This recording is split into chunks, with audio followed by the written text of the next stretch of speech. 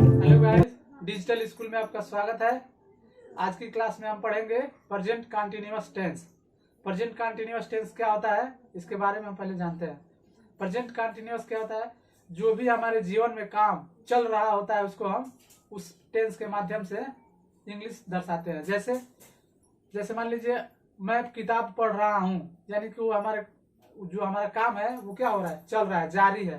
तो जो भी काम जारी होगा उस सेंटेंस को बनाने के लिए प्रेजेंट कंटिन्यूअस का भी हम यूज करते हैं। जैसे आइए हम इसको उदाहरण सहित और परिभाषा सहित बोर्ड पे समझते हैं।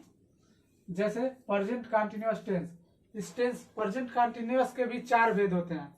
जैसे पहला होता है प्रेजेंट कंटिन्यूअस का सिंपल सेंटेंस, प्रेजेंट कंटिन्यूअस का नेगेटिव सेंटेंस, प्रेजेंट कंटिन्यूअस का नेगेटिव एंड इंट्रोगेटिव सेंटेंस। इस तरह से इसके 4 सेंटेंस होंगे, जिसमें से हम पहला आज पढ़ेंगे प्रेजेंट कंटिन्यूअस का सिंपल सेंटेंस। प्रेजेंट कंटिन्यूअस का सिंपल सेंटेंस क्या होता है? जिस भी वाक्य के अंत में रहा है, रही है, रहे हैं इत्यादि शब्द आता है उसे प्रेजेंट कंटिन्यूअस टेंस का सिंपल सेंटेंस कहते हैं। सिंपल सेंटेंस की पहचान, जिस वाक्य में न तो नहीं शब्द आए और न ही प्रश्नवाचक शब्द आए उसे सिंपल सेंटेंस कहते हैं। और प्रेजेंट कंटिन्यूअस किसे कहते हैं? जिस वाक्य के अंत में रहा है, रही है, रहे हैं, मतलब काम जो हम कर रहे हैं वो जारी हो, खत्म ना हुआ हो, शुरू हो गया हो और जारी हो, उस ऐसे सेंटेंस को हम प्रेजेंट कंटिन्यूअस कहते हैं। जैसे एग्जांपल पहचान में पहले देखते हैं। जिस वाक्य के अंत में रहा है, रही है, रहे हैं इत्यादि शब्द आता है उसे प्रेजेंट कंटिन्यूअस का सिंपल सेंटेंस कहते हैं। जैसे वह गीत गा रही है, वह गीत गा रहा है, तो इसमें क्या है? काम जारी है। जैसे गाना क्या है, वो काम जारी है, वो इसलिए वो कंटिन्यूअस टेंस कहलाएगा। दूसरा, जैसे पहला सेंटेंस हो गया हमारा, और ये हो गया दूसरा, और ये हो गया दूसरा। पहला है वह गीत गा रही है, ये भी काम जारी है। दूसरा है हम सब फुटबॉल खेल रहे हैं, ये भी काम जारी है। मैं स्कूल जा रहा हूँ, इसमें भी काम जारी है। तो जिस सेंटेंस में काम का जारी होना पाया जाएगा, मतलब चालू होना पाया जाएगा, उसे हम कंटिन्यूअस टेंस कहते हैं। तो आइए इसमें एक चीज और आता है, इज एम आर का प्रयोग। तो इज एम आर का प्रयोग क्या होता है? जब भी कर्ता एक वचन में होता है वहां इज का प्रयोग, तथा कर्ता बहुवचन में होता है वहां आर का प्रयोग, और आई के साथ हमेशा एम का प्रयोग होता है। यानी कि जब भी हमारा कर्ता एक वचन का होगा वहां इज का प्रयोग होगा, और कर्ता बहुवचन का होगा वहां आर का प्रयोग होगा। अन्यथा अगर और आई आ, जैसे कर्ता मैं आ गया, मैं की इंग्लिश क्या होती है? आई। तो आई के साथ हमेशा एम का प्रयोग होता है। तो आइए अब हम इसको रूल और उदाहरण के साथ बनाते हैं। सबसे पहले इसको बनाते हैं, वह गीत गा रही है। जैसे इसका रूल होता है,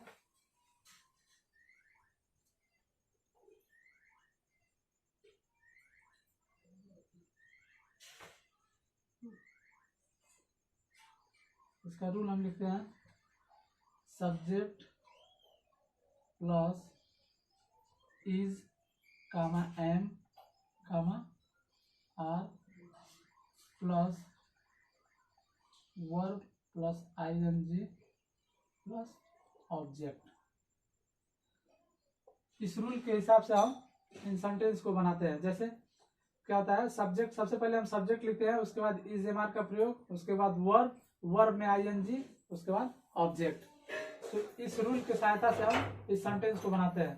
तो सबसे पहले देखते हैं हम रूल में क्या है, सब्जेक्ट। तो इसमें हमारा सब्जेक्ट क्या है? वह।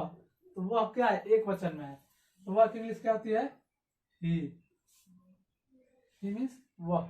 उसके बाद इज एम आर का प्रयोग, तो यहाँ हमने पढ़ा है इज एम आर का प्रयोग जब कर्ता एक वचन में होगा वहां इज का प्रयोग होगा। तो यहाँ क्या लगाएंगे? कर्ता हमारा एक वचन में है तो यहाँ इज का प्रयोग। उसके बाद वर्ब क्या है इसमें?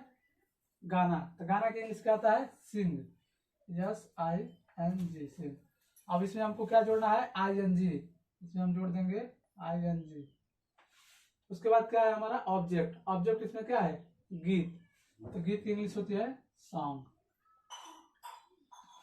वह गीत गा रहा है, इसकी इंग्लिश होती है ही इज सिंगिंग सॉन्ग, वह गीत गा रहा है। उसी तरह से दूसरा सेंटेंस हम बनाते हैं, हम सब फुटबॉल खेल रहे हैं।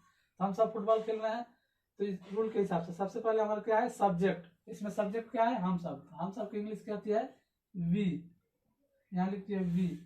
और इज एम आर का इसमें प्रयोग देखेंगे तो हम सब एक वचन नहीं है बहुवचन है, तो बहुवचन के लिए क्या लगाएंगे हम आर, हम लगा दिए आर बी आर। उसके बाद वर्ब हमारा है, वर्ब क्या है इसमें खेलना, तो खेलने का इंग्लिश क्या होता है प्ले, यहाँ लिख दिए प्ले। और इसमें आईएनजी जोड़ देंगे, ये हो जाएगा हमारा प्लेइंग। और उसके बाद क्या बचा है ऑब्जेक्ट, ऑब्जेक्ट हमारा क्या है फुटबॉल, यहाँ हम लिख देते हैं फुटबॉल। ये हमारा सेंटेंस तैयार हो जाएगा, हम सब फुटबॉल खेल रहे हैं, तो वी आर प्लेइंग फुटबॉल। उसी तरह से तीसरा है मैं स्कूल जा रहा हूँ। तो सबसे पहले इसमें सब्जेक्ट हम देखेंगे क्या है मैं की इंग्लिश क्या होती है आई। अब इसमें इज एम आर का प्रयोग पड़ेगा, तो इज एम आर में हम देखते हैं कि जब आई आता है सब्जेक्ट यानी मैं आता है, वहां आई के साथ हमेशा क्या लगाते हैं एम का प्रयोग। जैसे यहाँ देखा है हमेशा आई के साथ हमेशा एम का प्रयोग होता है, तो आई आया है तो आई के साथ हम क्या लगाएंगे एम। और उसके बाद क्या है वर्ब, वर्ब क्या है जाना, जाना के लिए गो, और उसमें आई एन जी हमको जोड़ना है तो इसमें आई एन जी जोड़ दिए गोइंग। अब कहीं जाना है स्कूल जाना है, उसके बाद क्या बचेगा ऑब्जेक्ट, ऑब्जेक्ट क्या है हमारा स्कूल, कहीं जाने के लिए गोइंग, उसके बाद टू लगा के अपना ऑब्जेक्ट हम लिख देंगे। इस तरह से मैं स्कूल जा रहा हूं यानी I am going to school. तो आइए इसको कुछ एग्जाम्पल के साथ पढ़ते हैं। तो आइए अब हम पढ़ते हैं इसको कुछ उदाहरण से समझते हैं कि प्रेजेंट कंटिन्यूअस टेंस को कैसे लगाएंगे। आइए जैसे प्रेजेंट कंटिन्यूअस का सिंपल सेंटेंस आज हम पढ़ रहे हैं, तो उसका रूल होता है subject plus is am are plus verb plus I N G plus object. यानी सबसे पहले हम कर्ता को लिखेंगे, उसके बाद इज एम आर का प्रयोग करेंगे, उसके बाद क्रिया को लिखेंगे, क्रिया में आई एन जी लगाएंगे और उसके बाद कर्म को लिखेंगे। तो आइए जैसे हमारा पहला सेंटेंस है किसान खेत जोत रहा है, किसान खेत जोत रहा है, तो इसमें क्या है किसान हमारा क्या है एक वचन में है। तो किसान, तो अभी इज एम आर में पढ़े हैं जब भी कर्ता एक वचन में होगा वहां इज का प्रयोग होगा।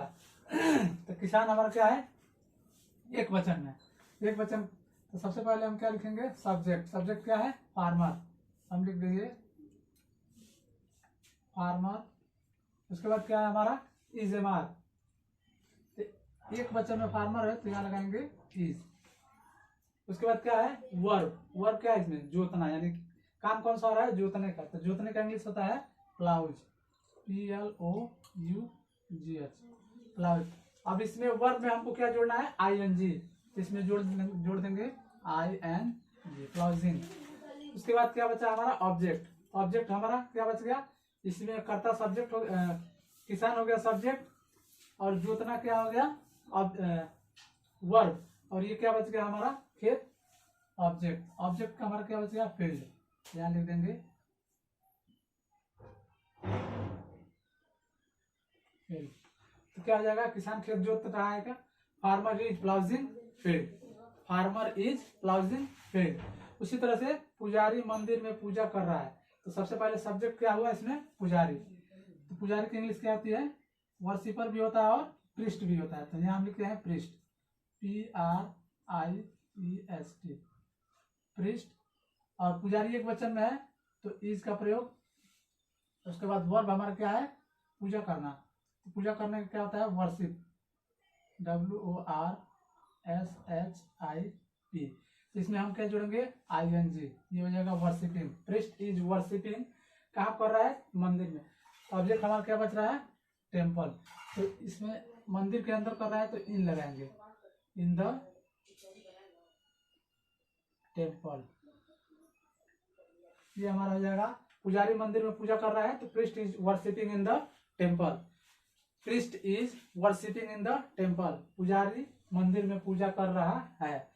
उसी तरह से वे लोग दिल्ली जा रहे हैं, वे लोग दिल्ली जा रहे हैं, तो इसको बनाने के लिए सबसे पहले हम सब्जेक्ट देखेंगे क्या है वे लोग, तो वे लोग वे की इंग्लिश क्या होती है दे, ये हो गया दे। और वे लोग एक वचन में है कि बहुवचन, बहुवचन में है तो इसलिए हम इसकी जगह पे आर का प्रयोग करेंगे, कर्ता बहुवचन के साथ हम हमेशा आर का प्रयोग करेंगे। उसके बाद क्या है हमारा वर्ब, वर्ब क्या है जाना, तो जाने की इंग्लिश गो, इसमें हम ING लगा देंगे, गोइंग।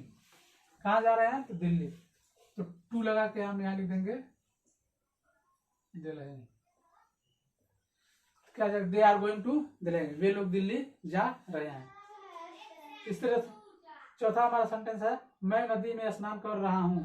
तो मैं, तो अभी हमने EGMR में पढ़ा था कि जब भी कर्ता एक वचन में होगा वहाँ इज का प्रयोग, और कर्ता बहुवचन में होगा वहाँ आर का प्रयोग, और जब भी कर्ता मैं आई आएगा वहाँ आई के साथ हमेशा एम का प्रयोग करते हैं। जैसे मैं, तो मैं की इंग्लिश क्या होती है? आई। तो जब भी आई आ जाएगा वहाँ हम क्या करेंगे? एम का प्रयोग करेंगे।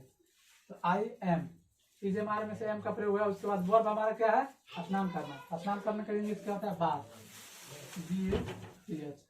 अब वर्ब में हमको जोड़ना है ING, हम जोड़ देंगे इसमें ING, तो बाथिंग हो जाएगा। तो किसमें? ऑब्जेक्ट हमारा क्या बचा? नदी में। तो नदी में के लिए लगा देंगे इन द रिवर, लिख देंगे द RIVER। ये हमारा सेंटेंस बन जाएगा, I am bathing in the river, मैं नदी में स्नान कर रहा हूँ। इस तरह से प्रेजेंट कंटिन्यूअस टेंस को आसानी से लगा सकते हैं। और प्रेजेंट कंटिन्यूअस मतलब समझिए, प्रेजेंट कंटिन्यूअस उसे कहते हैं कि जो जिंदगी में हमारा काम चल रहा होगा उसी को प्रेजेंट कंटिन्यूअस टेंस के द्वारा दर्शाते हैं। और अगली वीडियो में हम पढ़ेंगे प्रेजेंट कंटिन्यूअस का, अगली वीडियो में पढ़ेंगे प्रेजेंट कंटिन्यूअस का निगेटिव सेंटेंस। तब तक के लिए बाय बाय।